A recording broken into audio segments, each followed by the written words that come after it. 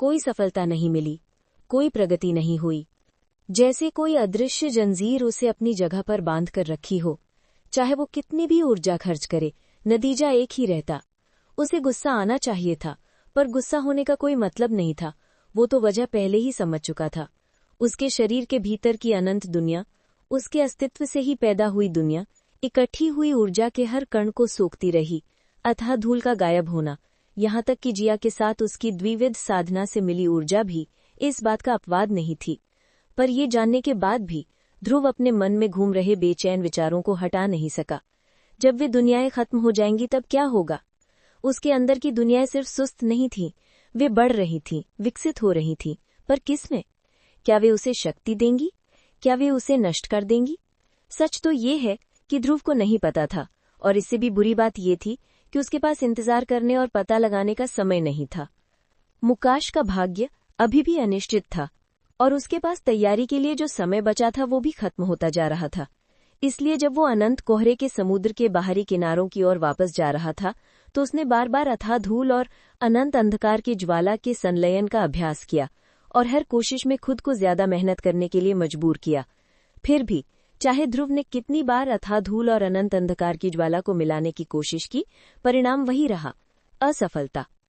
बार बार ऊर्जाएं हिंसक रूप से टकराती थीं, अराजकता की विरोधी शक्तियों की तरह एक दूसरे से लड़ती थी। उनकी प्रतिक्रिया हवा में फैल जाती थी, ऊर्जा की बिगड़ी हुई धाराएं पीछे छोड़ देती थीं, जो उसके नीचे की जमीन को हिला देती थीं। 90%, उसकी लगभग 90% कोशिशें नाकाम रहीं। अथाह धूल बिखर जाती थी और अनंत अंधकार की ज्वाला बुझते अंगारे की तरह शांत हो जाती थी। हर असफलता उसका मजाक उड़ाती थी, पर ध्रुव ने हार नहीं मानी। पर असफलता के बावजूद भी कुछ ऐसे पल आए, बहुत छोटे क्षणभंगुर पल, जब असंभव हो गया। एक छोटी सी लौ, जो चिंगारी से भी बड़ी नहीं होती, जल उठती थी। ये विपरीत अनंत अंधकार की ज्वाला के रंगहीन धूसर रंग में जलती थी, विनाश और भस्म करने का एक खतरनाक मिश्रण। पर जैसे ही वो उसे रोकने की कोशिश करता, वो बुझ जाती थी, कमजोर हो जाती थी। ये काफी नहीं था। फिर भी उस चिंगारी ने एक बात साबित कर दी, ये मुमकिन था। ध्रुव के मन में उस दिन की याद ताजा हो गई, वो दिन जब उसने बिना किसी हिचकिचाहट के ड्रैगन कबीले के सबसे बड़े बुजुर्ग को मार डाला था। उसके इरादे की ताकत, विनाश की न रुकने वाली इच्छा ने उसकी शक्ति को चरम पर पहुंचा दिया था। ये सिर्फ शक्ति का प्रदर्शन नहीं था, ये अपने असली रूप में विनाश था। विनाश, यही कुंजी थी। इस ज्वाला को नियंत्रण या संयम से वश में नहीं किया जा सकता था। इसके लिए पूरी तरह से समर्पण की जरूरत थी, जो विनाश का पूरा रूप था। दांत पीसते हुए ध्रुव ने अपनी सांसें स्थिर की। उसने उस याद को अपने अंदर समा जाने दिया। विनाश की उस तेज इच्छा का एहसास उसकी रगों में दौड़ रहा था, और इस बार उसने इसका स्वागत किया। विनाश।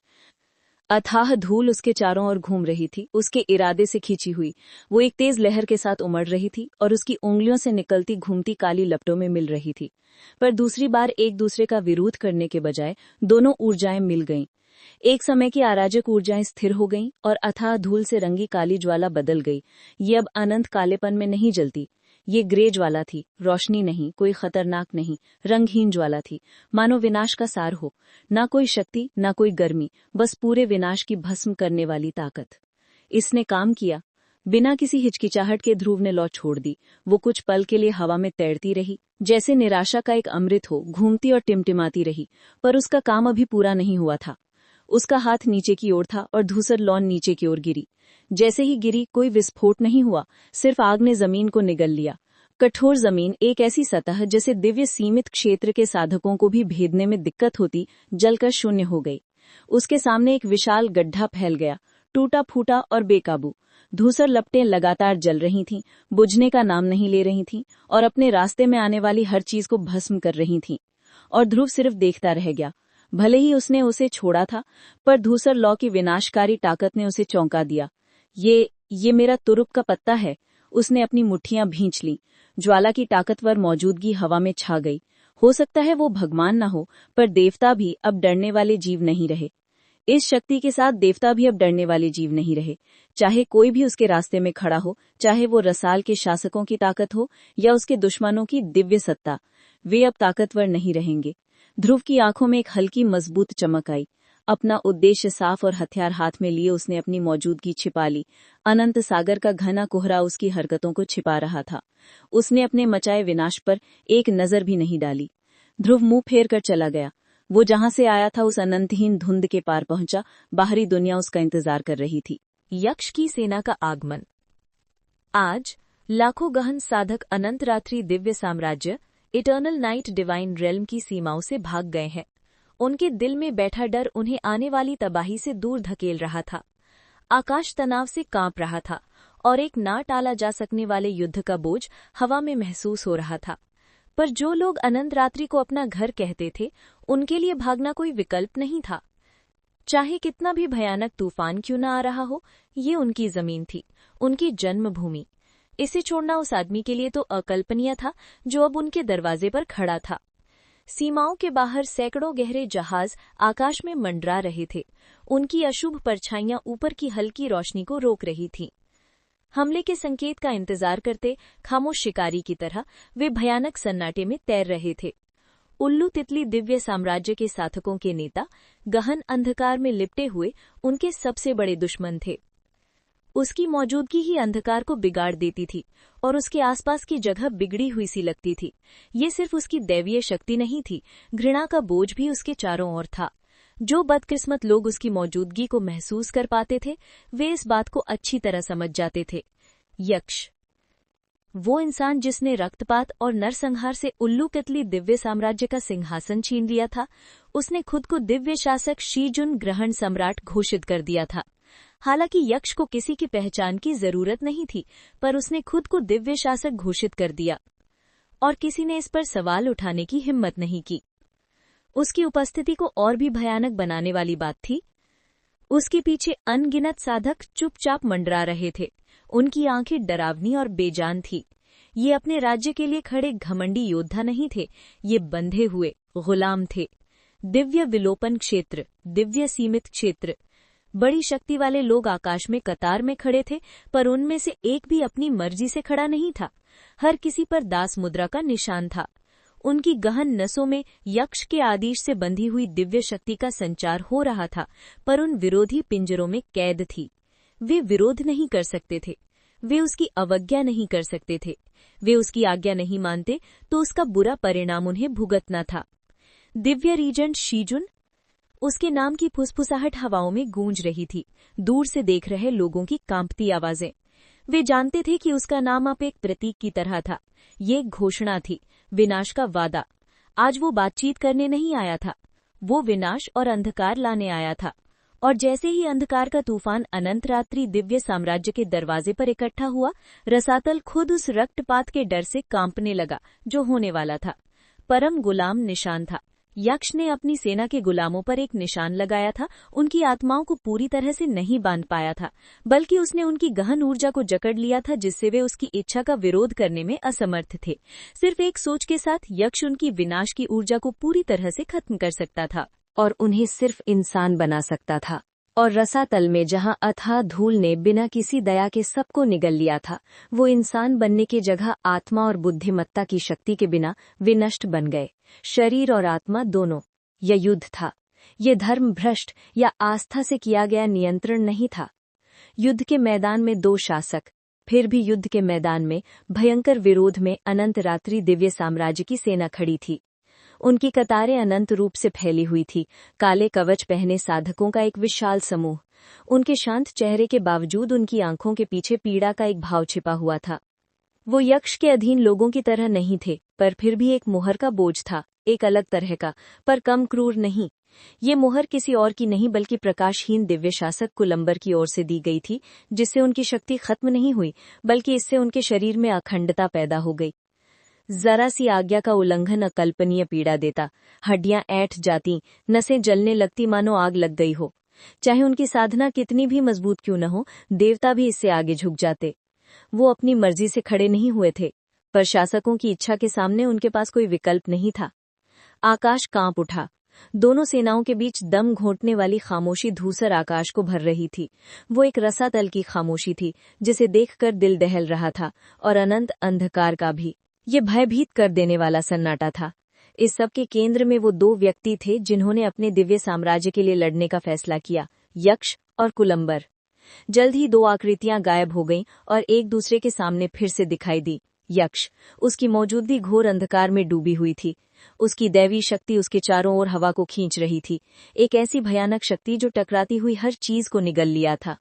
वो अपनी परछाई में लिपटा विनाश के अमृत की तरह खड़ा था और उसकी आंखों में सिर्फ घृणा भरी थी।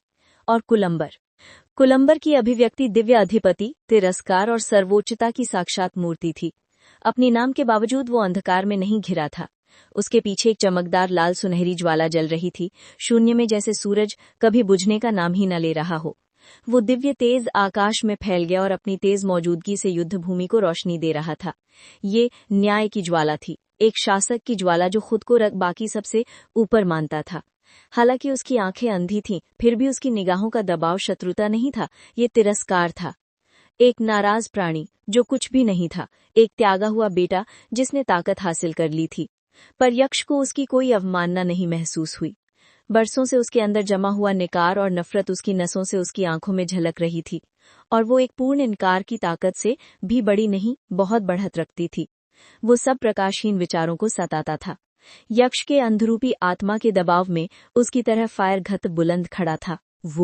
अब वो दुश्मनी थी, वो तो बस उसकी दुश्मनी थी, और आज वो दुश्मन गिर जाएगा। हवा जोर से गूंज उठी और उनके बीच की जगह कांप गई। दोनों सेनाएं खड़ी थीं और उनके शरीर तनाव से भरे हुए थे। वे अब ना टाला जा सकने वाले आदेश का इंतजार कर रहे थे। ना तो अंधेरे और ना ही ज्वाला ने पीछे हटने का कोई संकेत दिखाया, पर अपने प्रतिद्वंदी की भयानक ताकत के सामने भी कुलंबर नहीं डगमगाया। अंधेरा दिव्य अवचेतन शक्ति से उसके शरीर से उठा पड़ी, उसकी अविचल विशुद्ध शक्ति उसके शरीर से फूट पड़ी और दम घोंटने वाले अंधकार से टकराकर ऊर्जा की चिंगारियां हवा में फूट पड़ी, जिससे युद्ध क्षेत्र में तेज ऊर्जा तरंगे फैल गईं। गूंज रही आवाज विशुद्ध अधिकार से भरी हुई अनंत आकाश में गूंज रही थी। क्या तुम सोचते हो कि तुम मेरे सामने खड़े होने के काबिल हो? और यक्ष ने एक बिगड़ी हुई मुस्कान के साथ, जिसमें कोई गर्मजोशी नहीं थी, कोई जवाब नहीं दिया। दोनों सेनाएं खड़ी थीं और उनके शरीर तनाव से भरे हुए थे। वे अब ना टाला जा सकने वाले आदेश का इंतजार कर रहे थे। ना तो अंधेरे और ना ही ज्वाला ने पीछे हटने का कोई संकेत दिखाया, पर अपने प्रतिद्वंदी की भयानक ताकत के सामने भी कुलंबर नहीं डगमगाया। अंधा दिव्य अवचेतन शक्ति से उसके शरीर से उठा पड़ी, उसकी अविचल विशुद्ध शक्ति उसके शरीर से फूट पड़ी और दम घोटने वाले अंधकार से टकराकर ऊर्जा की चिंगारियां हवा में फूट पड़ी, जिससे युद्ध क्षेत्र में तेज ऊर्जा तरंगें फैल गईं। गूंज रही आवाज विशुद्ध अधिकार से भरी हुई अनंत आकाश में गूंज रही थी। क्या तुम सोचते हो कि तुम मेरे सामने खड़े होने के काबिल हो? और यतिक्ष ने एक बिगड़ी हुई मुस्कान के साथ, जिसमें कोई गर्मजोशी नहीं थी, कोई जवाब नहीं दिया। अनंत धूसर आकाश के ऊपर ऐसे शून्य में छिपी हुई, जहां देवता उसकी मौजूदगी को महसूस नहीं कर सकते थे, दो बूंदी आंखें नीचे की दुनिया को देख रही थीं। उसका लंबा सफेद वस्त्र किसी हड्डी की ध्वनि को लहरा रहा था, रसातल की तेज हवा से टकरा रहा था, पर उसकी मौजूदगी ऐसी थी जो इंसानी समझ से परे थी। उसने सोचा था कि अब उसे कोई परवाह नहीं है। अनंत रात्रि दिव्य साम्राज्य में जो कुछ भी हुआ था, उसके बाद उसे लगा कि उसे जिस जगह से उसका नाता बहुत पहले ही टूट चुका है, वह दुख, वो यादें, ये सब अब अतीत की बातें हो जानी चाहिए थी।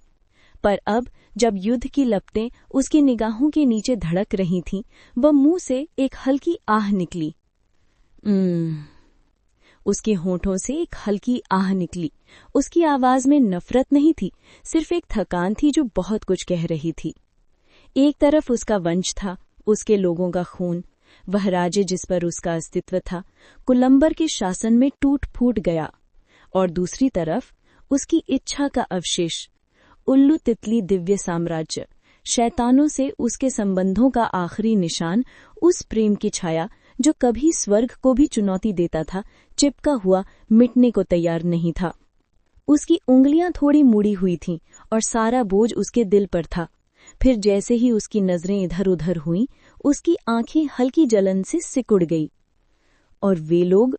उसकी आवाज में तिरस्कार का भाव था, मानो बच्चों के एक समूह को डांट रही हो। फिर भी वह देवताओं की बात कर रही थी। क्या वे हस्तक्षेप नहीं कर रहे हैं? वे किससे डर रहे हैं?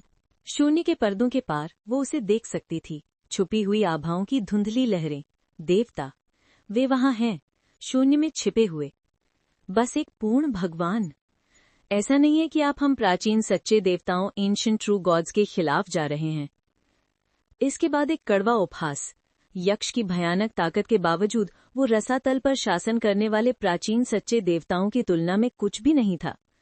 जहां यक्ष और कुलंबर का आमना सामना हुआ था, वहां से हजारों मील दूर 4 दिव्य आकृतियां अनंत शून्य में छिपी हुई थी। रसातल की अशांत धुंध उनके चारों ओर बेचैनी से घूम रही थी। फिर भी उस जगह को एक भी कण नहीं छू रहा था जहां वे रुके हुए थे। ध्वनि अवरोधों को कोई परवाह नहीं थी कि वे उनकी आवाज को निर्मम हवा में बाहर न जाने दें। फिर भी जब युद्ध होने ही वाला था, तब भी उनमें से किसी ने कोई कदम नहीं उठाया। हम इसे रोकने के लिए आगे क्यों नहीं आ रहे हैं? सवाल स्वप्न देवता की ओर से आया। उसकी कठोर आवाज तनावपूर्ण सुरों से भरी हुई थी। मेराज और रुस्तम के जुड़वा देवताओं ने एक दूसरे को देखा। उनके भाव समझ से परे थे। आखिरकार मेराज ने हंसी से भरे स्वर में मजाक किया। क्या मतलब है तुम्हारा? क्या तुम बता नहीं सकते? यक्ष साफ तौर पर कुलंबर से भी ज्यादा ताकतवर है। सिर्फ उसके आभा मंडल से ही ये साफ है। अगर आप फिर से पिटने के लिए बेताब हैं, तो हमारी मेहनत बेकार जाएगी। दोनों खिलखिलाकर हंस पड़े। उनकी आत्मसंतुष्ट हंसी बन जगह में धीरे धीरे गूंज रही थी। भूगाल के साथ उनकी पिछली लड़ाई में उनके घमंड पर लगी चोटें अभी तक नहीं भरी थीं, और एक पूर्ण भगवान वाले देवता का बिल्कुल भी आकर्षण नहीं था। स्वप्न देवता की भौहें निराशा से तन गई। बेपरवाही ने उसे अंदर तक झकझोर दिया। निराशा से उसने जुबान काट ली, ये जानते हुए कि आगे कुछ भी कहना बेकार होगा। इसके बजाय उसकी नजर इकलौती बची हुई आकृति विद्वान पर गई। और आपका क्या हाल है?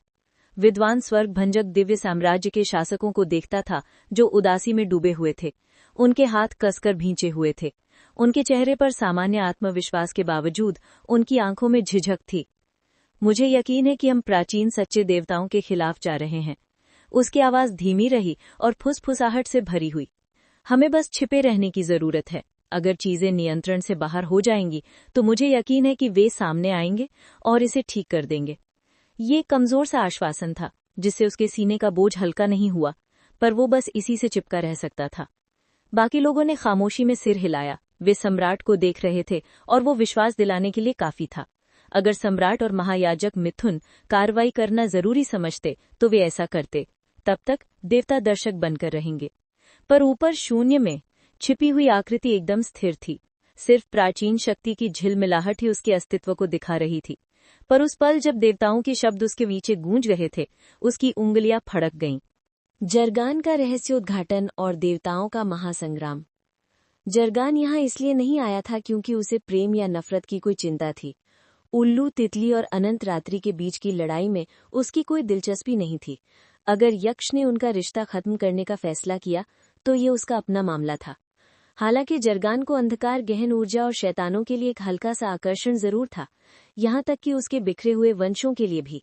परंतु उसका सच्चा लगाव, उसकी भावनाओं का एकमात्र अंश एक ही इंसान के लिए बचा था, सिफ्रेनियाडो। करीब 5 लाख साल पहले गहरी नींद में सो गई सिफ्रेनियाडो की यादें अब उसे मजबूत कर चुकी थीं। हालांकि ख्याल मात्र से ही एक लालसा की लहर दौड़ जाती थी। समय के लगातार गुजरने से उसकी खुद की दिलचस्पी अब कमजोर पड़ गई थी। फिर भी ये उसका कोमल लगाव ही था जो उसे यहाँ तक खींच लाया जब उसने यक्ष को अपनी गुलाम सेना के साथ खड़ा देखा। लेकिन जरगान यहाँ बीच में टोकने के लिए नहीं था। यक्ष के चारों ओर घूमती हुई अंधेरी गहन ऊर्जा की हल्की सी भी हलचल उसकी नजरों से छिपी नहीं थी। हर हरकत, हर बुराई के इरादे का उभरना, जरगान ने उसका बहुत बारीकी से जायजा लिया। हर बातचीत, हर टूटी हुई खबर जो बरसों से उसके कानों तक पहुंची थी, एक अधूरी पहेली के टुकड़ों की तरह आपस में जुड़ती चली गई। स्वप्न देवता के पास गया। ध्रुव ने उसे बाहर निकाल दिया। अनंत कोहरे में उसके बारे में खबरें, कोहरा सम्राट का वारिस होने का दावा किया। अपने दिव्य सार को फिर से जगाने के लिए शुद्ध भूमि में गया। पूर्ण दिव्य सार का वाहक, अंधकार पर पूरा नियंत्रण, ये शब्द उसके मन में गूंज रहे थे। वो हर जानबूझकर उठाए गए कदम को देख सकता था जिसने यक्ष को इस जगह तक पहुंचाया था। सारे टुकड़े जुड़ गए और सच्चाई सामने आ गई। जरगान की बूढ़ी आंखों में समझ की एक चमक आई। मुझे तुम्हारा शतरंज का मोहरा मिल गया है। उसके होठों के कोनों पर एक मुस्कुराहट फैल गई। उसकी निगाहों में मजाक नाच रहा था। शाबाशी, जैसा कि तुमसे उम्मीद थी, मेरे बड़े भाई के उत्तराधिकारी। एक धीमी लगभग फुसफुसाहट वाली हंसी अनंत शून्य में गूंज उठी। एक ऐसी हंसी जिसमें कोई गर्मजोशी नहीं थी, केवल कड़वी संतुष्टि। उसकी आवाज नीचे की दुनिया तक कभी नहीं पहुंची। आकाश के नीचे इकट्ठे दिव्य प्राणियों ने भी उसकी मौजूदगी पर ध्यान नहीं दिया। यहाँ तक कि वे देवता भी, जो सोचते थे कि वे इस लोक पर राज करते हैं, उसे पहचान नहीं पाए। जरगान की आंखें आखिरी बार खुली और हंसी एक जानबूझकर खामोशी में बदल गई। इसके साथ ही उसकी आकृति धुंधली होकर शून्य में खो गई, गायब हो गई। ये छोटा मोटा युद्ध अब उसकी चिंता का विषय नहीं रहा। वो नासिर पर छोड़ देगा। वो जानता है कि इससे कैसे निपटना है। हमला करो, उन सबको मार डालो। दोनों दिव्य शासकों के आदेश आकाश में गरजने वाले 2 तारों की तरह गूंज उठे। उनकी आवाजें कांपते आकाश में गूंज उठीं, फिर अंधकार और ज्वाला के धुंधलेपन में समा गईं। पलक झपकते ही वे लाखों मील दूर से प्रकट हुए। उनकी दिव्य शक्ति का दम घुटने वाला बोझ उनके चारों ओर फूट पड़ा, हवा को बिगाड़ रहा था। उनकी भारी मौजूदगी के नीचे हवा टूट रही थी, मानो रसातल खुद उम्मीद में सिकुड़ गया हो। जिस पल उनकी आकृतियां एक बार फिर मिली, हवा में तनाव बढ़ गया। यक्ष घोर अंधकार में लिपटा खड़ा था। उसके शरीर के चारों ओर असामान्य शक्ति से भरी परछाइयां घूम रही थीं। उसकी दिव्य उपस्थिति की गहराई संसार पर एक तेज ज्वार की तरह बरस रही थी। शून्यता उसके सामने सब कुछ निगल जाने को बेताब थी। प्रकाश के हल्के से हल्के अंश को भी निगल जाने को तैयार थी। उसके सामने कुलंबर मजबूत विरोध में खड़ा था। हालांकि उसकी उपस्थिति उसे प्रकाशहीन दिव्य शासक के रूप में दिखाती थी, पर उसके चारों ओर जो आभामंडल जल रहा था वो अंधेरा नहीं था। सिंदूरी पक्षी की लाल सुनहरी लपटें उसके पीछे जलते हुए सूर्य की तरह थीं और धुंधले आकाश को अपनी अग्निमय चमक से रोशन कर रही थीं। एक देवता की ज्वाला, एक ऐसी देवता की चमक जो अंतहीन रूप से फैल रही थी। और फिर एक विशाल रुकावट अस्तित्व में आ गई। बूम मूम मूम मूम। आकाश फट गया और एक विशाल बाधा अस्तित्व में आ गई। उनके और बाहरी दुनिया के बीच दिव्य शक्ति का एक चमकदार गुंबद उमड़ पड़ा, जो आकाश में अनंत रूप से फैल गया था। ये एक ऐसी खतरनाक मौजूदगी बिखेर रहा था जो दिव्य शासकों की शक्ति से भी बढ़कर थी। इसे बनाने वाली शक्ति ने बाहर की ओर जोरदार वार किया और प्राचीन सच्चे ईश्वर की शान झलक उठी। ये एक साफ याद दिलाता था उन आंखों की जो निविड़ भूमि की निरंतर नजरों से बचती थीं। दोनों शासकों के बीच भीषण टक्कर हो रही थी। उनका युद्ध सीमाओं से बाहर निकल गया। ध्रुव को उसे विनाश से बचाने का डर था और दिव्य संघर्ष को तय कर दिया। यक्ष की आंखें सिकुड़ गईं, उसे इसकी आशंका थी, और कुलंबर ने भी ऐसा ही किया। वे जानते थे कि पवित्र भूमि के देवता चुपचाप खड़े नहीं रहेंगे और न ही वे दिग्गज शासकों को अनियंत्रित शक्ति के जरिए रसातल को तबाह करने की अनुमति देंगे। यहाँ वे जी भर कर लड़ सकते थे। यक्ष के होठों पर एक बिगड़ी हुई मुस्कान तैर गई। बाधा कोई रोक नहीं थी, वो आजादी थी। और बिना किसी हिचकिचाहट के दोनों देवता आगे बढ़ गए। भूम! जैसे ही वे टकराए, आकाश चीख उठा। टकराव से पैदा हुई ऊर्जा तरंगे बाधा को चीरती हुई तेजी से फैल गईं और उनके चारों ओर का स्थान उनकी दिव्य शक्ति के प्रभाव में टूट गया। सिंदूरी पक्षी की तेज चमक में यक्ष के अंधकार की चिंगारियां फूट पड़ी, जिससे युद्ध भूमि में विनाशकारी काले रंग की चिंगारियां फैल गईं। कोई भी योद्धा ये नहीं चाहता था, लेकिन उनके शरीर में मोहरों और श्रापों ने उन्हें पास होने का विकल्प नहीं छोड़ा। एक ऐसी पीड़ा जो मौत से भी कहीं ज्यादा भयानक थी। उल्लू तितली दिव्य साम्राज्य को पीछे छोड़ते हुए एक अशुभ अंधकार फूट पड़ा। आकाश मुड़ गया, परछाइयां रेंगने और ऐंठने लगी, जिससे हवा दूषित हो गई।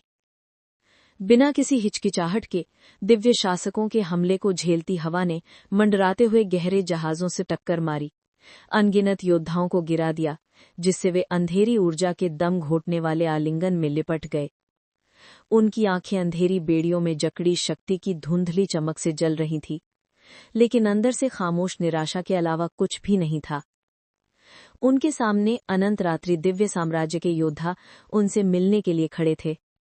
सिंदूरी पक्षी की अनल लपटें तेजी से नाच रही थी, आकाश को अपनी अग्निमय चमक से रोशन कर रही थीं। लपटें गरज रही थीं, उनकी गर्मी हमलावर अंधकार से टकरा रही थी। तेज चमक में लिपटे शाश्वत रात्रि के बालकों की आकृतियां अडिग खड़ी थीं। वफादारी के कारण नहीं, बल्कि इसलिए कि उन पर लगी शापित मुहर ने हिचकिचाहट की कोई गुंजाइश नहीं छोड़ी थी। दोनों पक्ष आगे बढ़ गए। बूम! टकराव भीषण हुआ। अंधेरे और ज्वाला के बीच एक विस्फोट हुआ जो हवा में गूंज उठा। तेज आघात तरंग आकाश में फैल गई, जिससे उन शक्तियों को रोक दिया जो रोकने में असमर्थ थीं। बूम!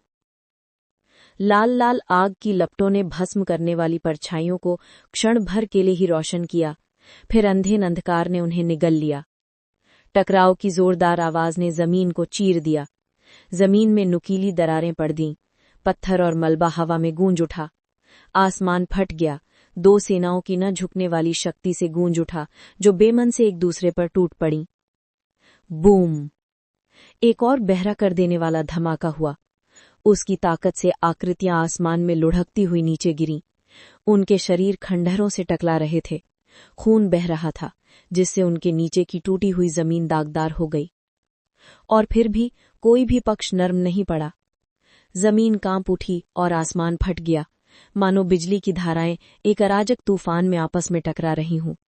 गहन ऊर्जा की लहरें आपस में टकराईं, जिससे हवा में भयानक झटके महसूस हुए। बिखरी हुई धरती खून के लाल रंग की हो गई। आकृतियां गिरती गईं, जिससे वे लाल रंग की हो गईं। लेकिन कोई नहीं चाहता था। वो ऐसा कभी नहीं चाहते थे। अपनी आत्मा में अंकित मुहरों और श्रापों से बंधे दोनों पक्षों के साधकों को एक दूसरे के खिलाफ हिंसक शक्ति का इस्तेमाल करने को मजबूर किया गया। पहले तो वे हिचकिचाए। शक्ति का इस्तेमाल करने के संयम से वे कम से कम ताकत से लड़ते रहे, ये प्रार्थना करते हुए कि शायद, बस शायद, ये युद्ध खून खराबे के असहनीय बोझ के बिना खत्म हो जाए। लेकिन भाग्य कभी इतना दयालु नहीं हुआ। जैसे ही एक पक्ष लड़खड़ाया, न टाला जा सकने वाला हादसा हो गया। एक अचानक मौत, जिसने पूरे युद्ध क्षेत्र में घबराहट की एक भयानक लहर फैला दी। एक शहीद साध्वी की दर्दनाक पुकार हवा में गूंज उठी, और इसके साथ ही संयम की जगह प्रतिशोध ने ले ली। तुम कमीने! प्रतिशोध की शुरुआत होते ही गहन ऊर्जा का एक उभार फूट पड़ा।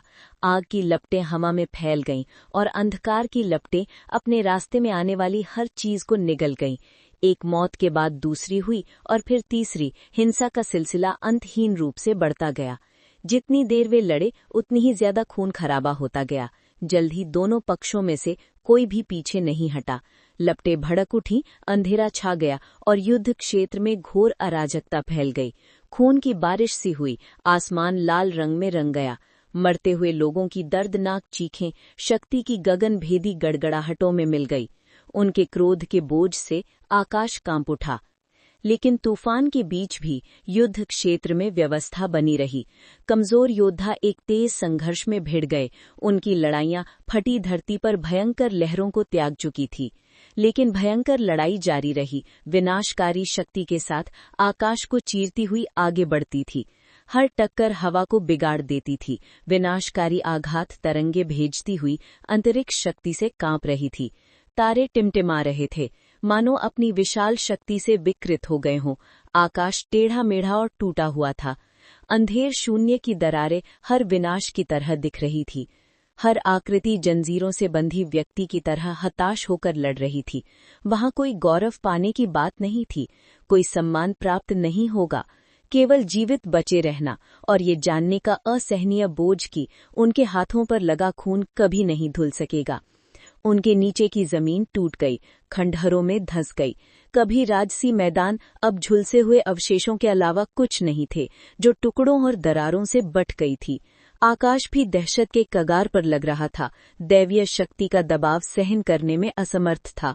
लेकिन जब दुनिया उनके चारों ओर बिखर रही थी, युद्ध जारी रहा और हर क्षण के साथ ज्यादा जानें ली जा रही थी। हे, क्या आप इतना ही कर सकते हैं?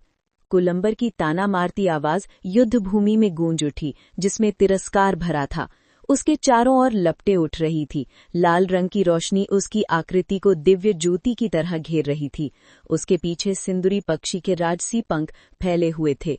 उनकी अग्निमय चमक तेज शक्ति से चमक रही थी। लाल सुनहरी लपटों में लिपटी वो एक दैवीय प्राणी अद्भुत और अभिमानी लग रही थी, लेकिन यक्ष को उसकी आंखें एक ठंडी बिगड़ी हुई मुस्कान से भरी लगी। यक्ष की आंखें द्वेष से चमक रही थी। उनकी गहराइयों से एक ठंडी काली रोशनी फूट रही थी। उसके शरीर के अंदर का दम घोंटने वाला आभा उमड़ रहा था, जो उसके आसपास के स्थान को निगल रहा था। ये केवल अंधकार नहीं था जो उसके साथ था, शून्य से भी ज्यादा, एक ऐसी प्राचीन और मजबूत शक्ति जिसके नीचे शून्य भी कांप रहा था। यक्ष ने एक धीमी और मूर्खतापूर्ण आवाज में गुर्राया, चलो मैं तुम्हें दिखाता हूं कि ये कितनी मूर्खतापूर्ण बात है। क्या? उसकी आंखें अभी खुली भी नहीं थी कि हवा घूम गई। बूम! यक्ष उसके सामने एक भूत की तरह प्रकट हुआ। उसकी गति इतनी भयानक थी कि उसके आसपास की लपटें मुश्किल से हिल पाईं। उसकी पंजा जैसी मुट्ठी, जो अंधेरी ऊर्जा से भरी हुई थी, बेरहमी से वार कर रही थी। ये प्रहार बहुत ही विनाशकारी बल के साथ हुआ। कुलंबर दूर आकाश में तेजी से उछलते हुए गिरा। शून्य में एक भयानक दरार गूंजी। मुंह से खून की फुहारें निकली, जिससे हवा में लाल रंग की धार फैल गई। उसके शरीर के नीचे की जमीन जैसे अंगारे घने अंधेरे में तुरंत भस्म हो गया था। वो एक विशाल गड्ढा बन गया जो उसके नीचे से निगल जाएगा। धरती कांप उठी और पूरा आकाश हिल गया। यक्ष ऊपर से झुका खड़ा था, उसके चेहरे पर दया का भाव नहीं था। जैसे जैसे वो टूटते हुए शरीर के ऊपर मंडरा रहा था, उसके चेहरे पर बिगड़ी हुई मुस्कान और गहरी होती जा रही थी। हाँ, मैं बस इतना ही कर सकता हूँ। यक्ष की आवाज बिखरती हुई रणभूमि में गूंज रही, तिरस्कार से भरी गूंज रही थी। ऊपर से उसने कुलंबर को देखा, जिसके चेहरे पर दया का भाव था। वो अभी भी भयभीत, प्रकाशहीन दिव्य शासक का भाव था और खून से लथपथ पड़ा था। उसका शरीर चोटों के कगार पर था। खून जमीन में भीग गया था, जिससे आग जैसे लाल दाग बन गए थे। उसके शरीर के अंदर की कमजोर बल से लड़ रहा था। उसकी ऊर्जा जकड़ी हुई थी। उस क्रूर बल की मार से वो उसे रही थी। उनके बीच का अंतर बहुत विशाल था। यक्ष को परिणाम की पूरी यकीन था, और घोर अंधकार की परछाइयां मानो जीवित प्राणियों की तरह ऐंठ रही थी, टूटी हुई हवा में नाच रही थी, काली लपटों के सुलगते अंगारों को भस्म कर रही थी। आप उल्लू तितली दिव्य साम्राज्य के योद्धा घृणा से जल रहे थे। उनकी आंखें अंधी होने के बावजूद शब्द घृणा से भरे हुए थे। उनके होठों से झूठा उमड़ता हुआ प्रेम उतरा, और हवा भी उसके क्रोध से कांप रही थी।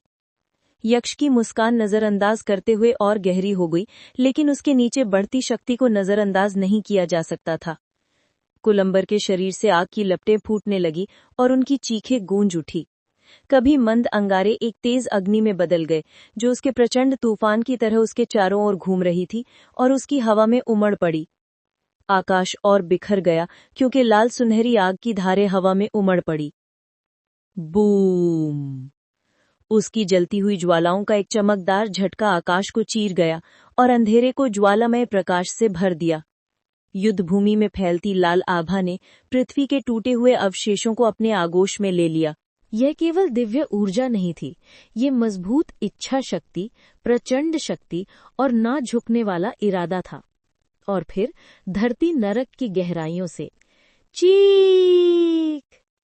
एक तीखी चीख ने आकाश को हिला दिया।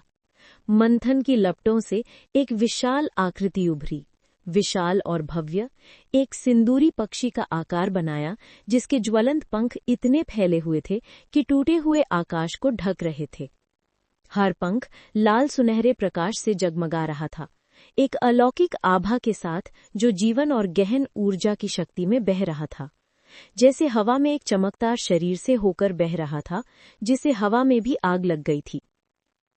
लेकिन ये सिर्फ आग की लपटों से नहीं था, इसके पीछे सच्ची शक्ति से धड़कती एक असीम आत्मा, निर्विवाद दिव्य उपस्थिति छिपी थी। सिंदूरी पक्षी, ईश्वरीय अभिव्यक्ति, उसकी तीखी चीख ने आकाश को हिलाकर रख दिया, जिसे वो भागती हुई एक टूटे हुई बिस्तर से चिपकी हुई थी। उसके पंख हवा में लग गए, युद्ध भूमि से फड़फड़ाने लगे और परछाइयों में भस्म हो गए। उसके धक्के और टकराने से टूटी हुई पृथ्वी पर फड़फड़ाने लगे, जो उसकी विनाशकारी शक्ति की लहरों को टकराने लगी।